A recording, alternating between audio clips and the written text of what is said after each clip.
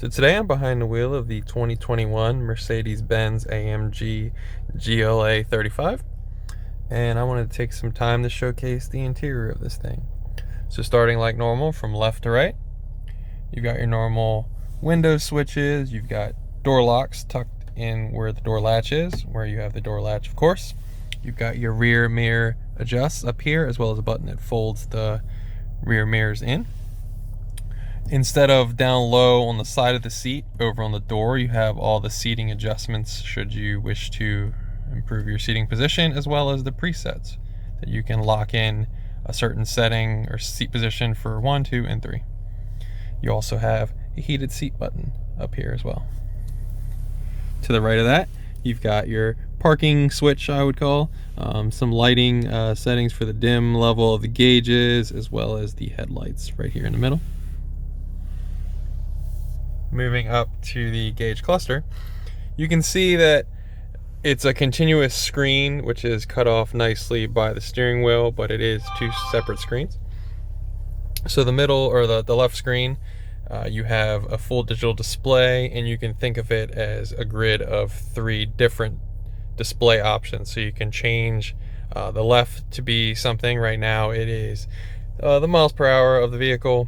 Over on the right, it is the tach of the vehicle as a bar graph, and the middle can be changed as well, and is currently just displaying the amount of trip miles and total miles of the vehicle.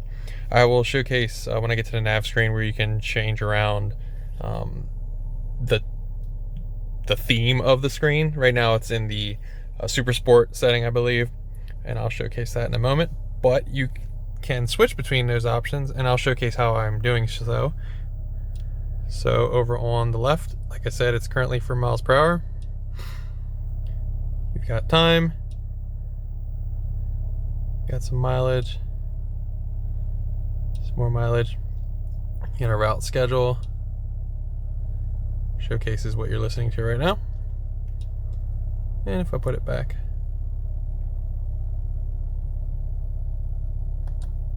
lock it in on that one. Now we're gonna go to the middle. Whoop. There we are. We got an old school tach, so you can be displaying the tach twice, as you can see, because I have the bar graph to the right. Got your consumption, showcasing you if you're accelerating, you're constant, or you're coasting. Some mileage information, some more mileage information. Showcasing full screen. You can change display options on that one as well. Now over on the right, that was the tach obviously. Now you have the temperature of the oil as well as the engine, and then you have the tire pressure settings down to the right for each wheel, showcasing not only the PSI but also the temperature of each tire, which is pretty cool. You've got horsepower and the boost gauge, I guess you could call it, of the vehicle, showcasing what sport options you have enabled. Currently it's in dynamic. The vehicle transmission is in drive, and the AMG dynamics are advanced, as well as suspension is in Sport Plus. I'll showcase in a moment over on the nav screen how you can switch between those options, as well as quick little switch down on the center console. Oh, I'm over on the right by accident. I mean on the left by accident. You got a G-force meter, consumption gauge, showcasing where I am, and that's pretty much where I leave it. Now before I showcase how I was adjusting that on the steering wheel, I normally skip over the wiper and the headlight settings behind the steering wheel, because they're pretty much standard across all cars except for the Mercedes-Benz. So as you can see, this is how you change the gears in this vehicle.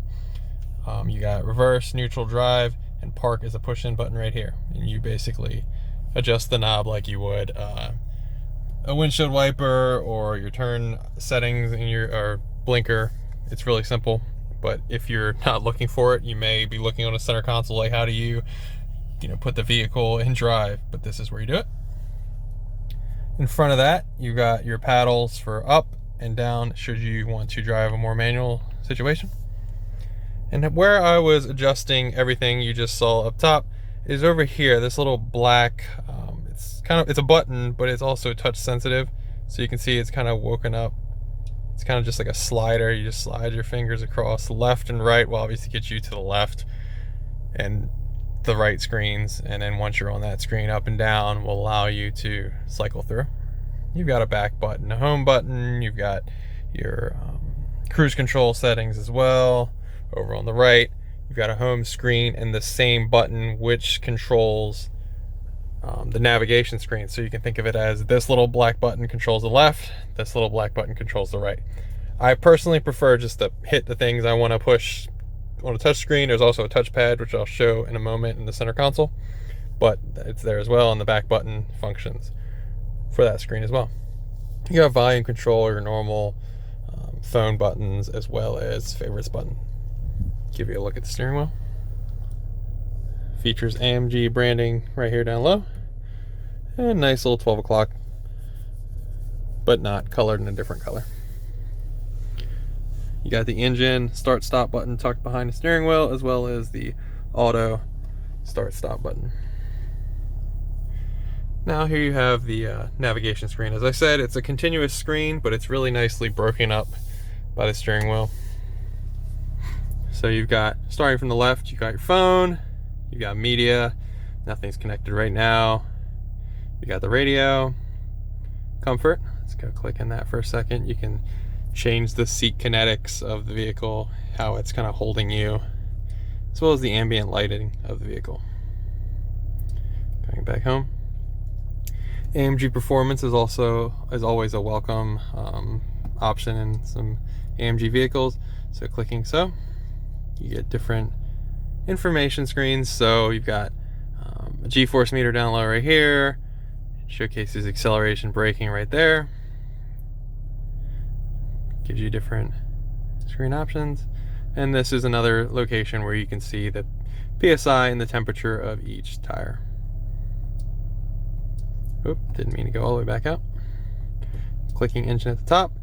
I like this screen. If I'm not focused on listening to some media, I usually leave it on this screen because I like to see how much horsepower, how much torque I got.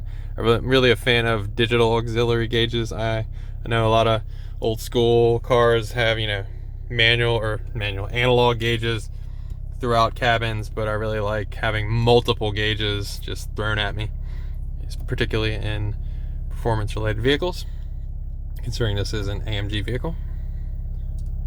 Consumption, it's kind of really horrible right now because I've been sitting in a parking lot prepping for this video with the car on.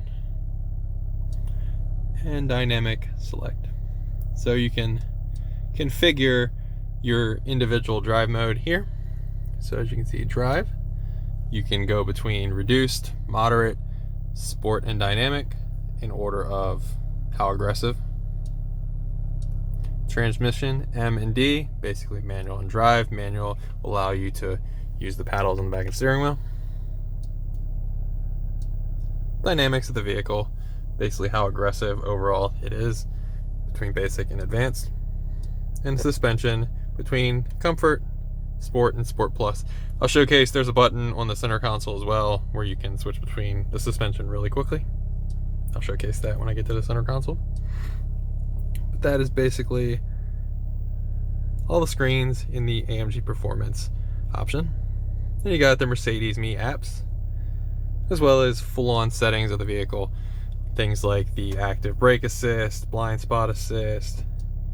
In the vehicle, you got automatic seat adjustment, the rear view camera, door locks, the lighting, another spot where you can choose the ambient lighting, the exterior lighting delay, daytime running lights, system. This is where I had mentioned where the theme of the screen can be changed. So for example, currently the design is on the Super Sport, but there's also a Sport. Drastically changed it in a Classic. But as you can see, the Super Sport is more like a performance oriented screen with bar gauges You can mess with the brightness as well, and there's a user's manual inside the vehicle as well. Below that, you've got 3 large gauges. You got all your HVAC controls, hazard button right here in the middle. Down low, you got a nice little cubby hole. This is connection so you can display your phone on the screen should you wish. And then there's this old school smoker port, I call it, hidden right here. Then you got 2 cup holders. This button with the little arrow lets you know it's gonna swing open a little, just help to hold the cup, and they lock away as well.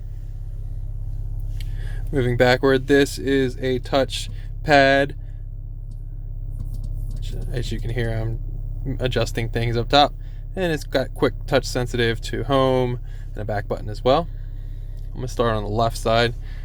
This is where you have it's basically a drive mode switch, so pushing up and down will switch between different drive modes, which I'll do so right now. So you got slippery, individual, comfort, and sport, and it showcases what it changes on all the options above.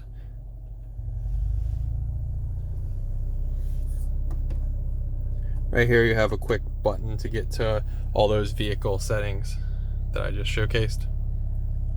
And then the favorites button is right below that. Moving to the right side, this is volume control. Up top, you got the navigation map button, which will pop you right into that. And radio media will do the same, as well as the telephone button. Behind that, you got a nice little spot to hold your wrist to use the touchpad and use the buttons. But on the left side of that, this button with an M, it just quickly allows you to manually shift the vehicle and lights up doing so. Behind that, you got the traction control off button.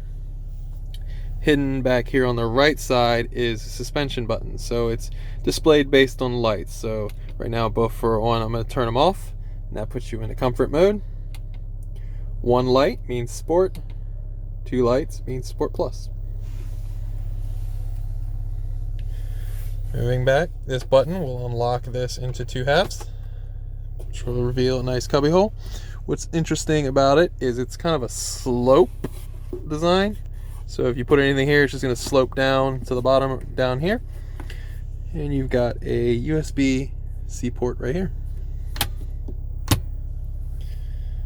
Moving to the passenger side, you've got kind of a fake carbon fiber material up top. You got a glove box. There's a little bench up top right here. Give you a look at the passenger door. Look at the seats.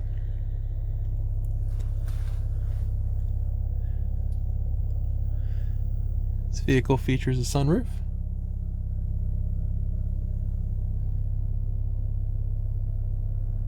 The sunroof controls, as well as some lighting options as well. But that is pretty much the interior of the 2021 Mercedes-Benz AMG GLA 35. Thanks for watching.